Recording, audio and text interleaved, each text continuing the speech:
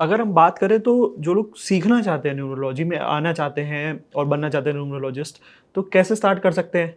या बेसिक से ही अगर हम बात करें कि जो पार्ट टाइम जॉब में है, ऑफिस में है और फुल फ्लेजेड नहीं करना चाहते, सिर्फ अपने ही उसके लिए, बेटरमेंट के लिए कि चीज़ें अच्छी हों, तो उसके देखिए, लिए। मैं इसको आंसर करता हूँ। अगर आप न्यूमरोलॉजी को सीखना चाहते हैं, तो सबसे पहले तय करिए कि आप सीखना क्यों चाहते हैं।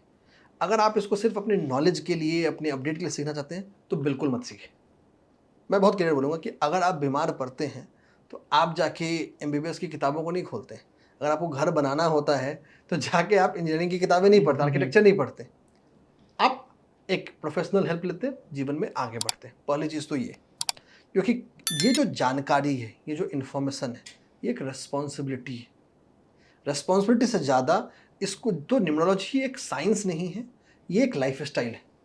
न्यूमरोलॉजिस्ट को एक जीवन शैली में बदलने की ज़रूरत है। अगर आप उस डेडिकेशन के लिए तैयार हैं, तो सीखें। अगर उस डेडिकेशन के लिए तैयार नहीं हैं, तो बिल्कुल नहीं सीखें।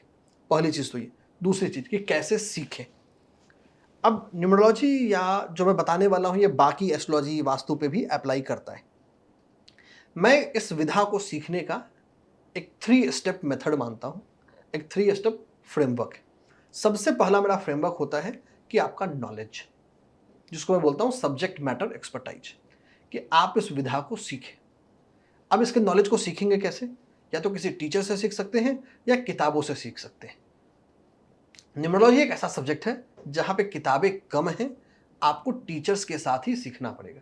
ये आपका नॉलेज का लेयर है। दूसरा जो लेयर है उसको मैं बोलता हूँ वो है डिवाइन ब्लेसिंग या इंट्यूशन। अब हर इंसान का अलग-अलग मत हो सकता है। मेरा मत यही है कि जो ज्योतिष विधा है, चाहे वो अंक ज्योतिष हो, एस्ट्रोलॉजी हो, न्यूमरोलॉजी हो, वास्तु हो, यहाँ ईश्वर की कृपा या गट फील या इंट्यूशन होना बहुत ज़रूरी है। तो दूसरा हिस्सा है कि आप अपने उस इंट्यूशन पे काम करें। एक बिगिनर के रूप में आपका सबसे पहला काम है कि आप अपने इष्ट के मंत्रों के साथ या माँ गायत्री के मंत्रों के साथ या दोनों, इष्ट के मंत्र और माँ गायत्री के मंत्र दोनों के साथ अपने जीवन को शुरू करें। इंट्यूशन की जर्नी को धीरे धीरे जर्नी आपको खुद गाइड करेगी कि आपको आगे कहाँ बढ़ना है। ये दूसरा लेयर है। तीसरा जो मेरा नॉलेज का लेयर होता है, इसको मैं बोलता हूँ वो है प्रैक्टिस, कि आपने जो सीखा उसको आज के हिसाब से कंटेम्प्रेरी वर्ल्ड में इवॉल्व करना, हर नया केस ऑब्जर्व करना। आपका अपना प्रैक्टिस और ऑब्जर्वेशन बहुत ज़रूरी है, बहुत एसेंशियल है। तो जैसे आप खाना खाते हैं, जैसे आप साँस लेते हैं, वैसे ही एक न्यूमरोलॉजिस्ट को या एक एस्ट्रोलॉजर को रेगुलरली लोगों पे प्रैक्टिस करते रहना चाहिए। मतलब कि भाई चलो, मैं किसी का बोलिए भाई मेरे को दोस्त है, अपने डिटेल दे दो, मैं तुम्हारी पास्ट की घटनाओं को बताऊँगा या फ्यूचर की घटनाओं को बताऊँगा, तुम बताओ मैं सही या मैं गलत।